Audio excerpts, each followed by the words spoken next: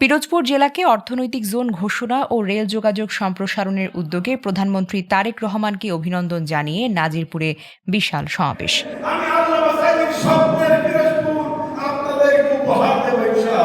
পিরোজপুর জেলাকে অর্থনৈতিক জোন ঘোষণা এবং বাংলাদেশ রেলওয়ে যোগাযোগ ব্যবস্থা পিরোজপুর পর্যন্ত সম্প্রসারণের ঐতিহাসিক উদ্যোগে মাননীয় প্রধানমন্ত্রী তারেক রহমানকে অভিনন্দন ও কৃতজ্ঞতা জানিয়েছে পিরোজপুরবাসী।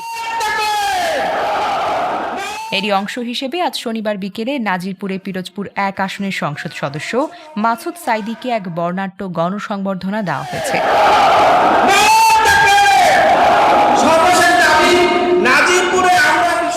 বাংলাদেশ জামায়াতে ইসলামী নাজিরপুর শাখার উদ্যোগে আয়োজিত এই সংবর্ধনা ও বিশাল সমাবেশ থেকে পিরোজপুরের উন্নয়নে প্রধানমন্ত্রীর এই যুগান্তকারী পদক্ষেপকে স্বাগত জানানো হয়। মেহেদী হাসানের প্রতিবেদনে দেখুন বিস্তারিত।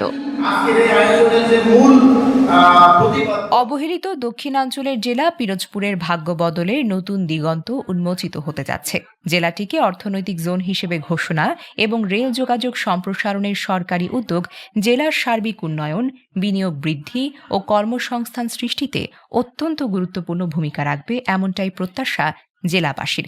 প্রধানমন্ত্রীর এই ঐতিহাসিক ঘোষণাকে সাধুবাদ জানিয়ে শনিবার বিকেলে ৫টার দিকে নাজিরপুর উপজেলা অডিটোরিয়াম মিলনায়তনে এক বিশাল সমাবেশ ও গণসংবর্ধনার আয়োজন করা হয়, যেখানে পিরোজপুর ১ আসনের সংসদ সদস্য মাসুদ সাইদিকে গণসংবর্ধনা দেন স্থানীয় জনতা ও দলীয় নেতাকর্মীরা।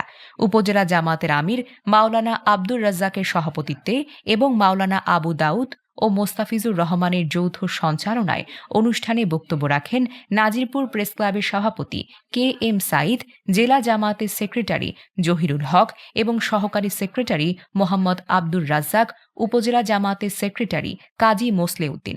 প্রধানমন্ত্রীর এই সাহসী ও দূরদর্শী সিদ্ধান্তের ফলে পিরোজপুর সহ পুরো দক্ষিণাঞ্চলের অর্থনৈতিক চিত্র পুরোপুরিভাবে বদলে যাবে বলে আশাবাদ ব্যক্ত করেন বক্তারা। তলাবিহীন একটা ঝুড়ি রেখে দিয়েছিল বিগত ফ্যাসিস্ট সরকার। সারা বিশ্বের অগণিত মানুষের নয়নের মণি একই সুন্দর সন্তান আমাদের প্রিয় মাসুদ সাইদি। মাত্র ৪ মাস হয়নি তার ভিতরে তিনি তার সমস্ত ওয়াদা কিন্তু রক্ষা করার জন্য বর্তমান সরকারের প্রতিনিধি দপ্তরে তিনি যোগাযোগ করছেন। ফুলের শুভেচ্ছা, ভালোবাসা আপনার বাবা যেভাবে পেয়েছে আপনাকেও সেভাবে পেতে হলে জনগণের পাশে আপনাকে দাঁড়াতে হবে। তাই আজকে বিনীত অনুরোধ, শহীদ জিয়াউর রহমানের নামে একটি কলেজ আছে, দালাল চক্রের কারণে কলেজটি সরকারি হতে পারেনি।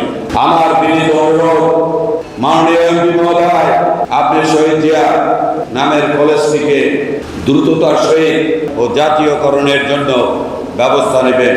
এই উপজেলার মধ্যে বাজারের যে পরিস্থিতি, এই পরিস্থিতিকে ব্যবসা প্রতিষ্ঠান করতে চায়, তাদেরকে সুযোগটা দেওয়ার জন্য আমি এমপি মহোদয়কে অনতিবিলম্বে জেলা প্রশাসনের সাথে কথা বলতে হবে। বারবার আমাদের ব্যবসায়ীরা এই উপজেলার মধ্যে তারা নিগৃহীত হচ্ছে প্রশাসনের সেই আমলাতান্ত্রিক জটিলতার কারণে। সমাবেশে প্রধান অতিথির বক্তব্যে সংসদ সদস্য মাসুদ সাইদি শুরুতেই দেশের মাননীয় প্রধানমন্ত্রী তারেক রহমানের প্রতি গভীর কৃতজ্ঞতা প্রকাশ করেন। তিনি বলেন, পিরোজপুরকে অর্থনৈতিক জোন হিসেবে ঘোষণা এবং রেল লাইনের সাথে যুক্ত করার এই ঐতিহাসিক সিদ্ধান্ত জেলার ব্যবসা বাণিজ্য ও তরুণদের কর্মসংস্থানে এক নতুন বিপ্লব নিয়ে আসবে।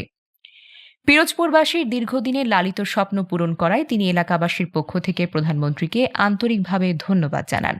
উন্নয়নের এই ধারাকে এগিয়ে নিতে দল মত নির্বিশেষে পিরোজপুরের সর্বস্তরের মানুষকে ঐক্যবদ্ধ থাকার আহ্বান জানান প্রধান অতিথি। ইনশাআল্লাহ আগামী 2-1 মাসের মধ্যেই আমাদের এলাকার যে গ্রামের বিভিন্ন যে গ্রামের রোড যেগুলি আছে, এই রোডগুলি একটি করে পাকা করার কাজ শুরু হয়ে যাবে ইনশাআল্লাহ। আপনারা শুধু আমার জন্য দোয়া করবেন। আমি একটি জিনিসই চাই যে এই পিরোজপুর জিয়ানগর নাজিরপুরের মানুষ আল্লামা সাইদিকে তাদের কলিজার থেকেও বেশি ভালোবাসে। তাদের এই ভালোবাসার ঋণ আমি উন্নয়ন করে ফেরত দিতে চাই। আমি আল্লামা সাইদির স্বপ্নের পিরোজপুর আপনাদেরকে উপহার দেব ইনশাআল্লাহ। এই পিরোজপুরের উন্নয়নে আমরা কাঁধে কাঁধ মিলে কাজ করব। আমরা অতীতে যেভাবে বিএনপি জামাত একসঙ্গে মিলে কাজ করেছিলাম, এখনো তারা সরকার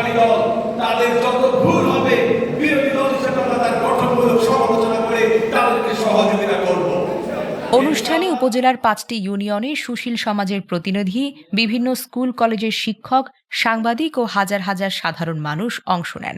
এই যুগান্তকারী উদ্যোগ দ্রুত বাস্তবায়নের মাধ্যমে পিরোজপুরের অচল অর্থনীতি সচল হবে, এমনটাই মনে করছেন স্থানীয় সচেতন মহল।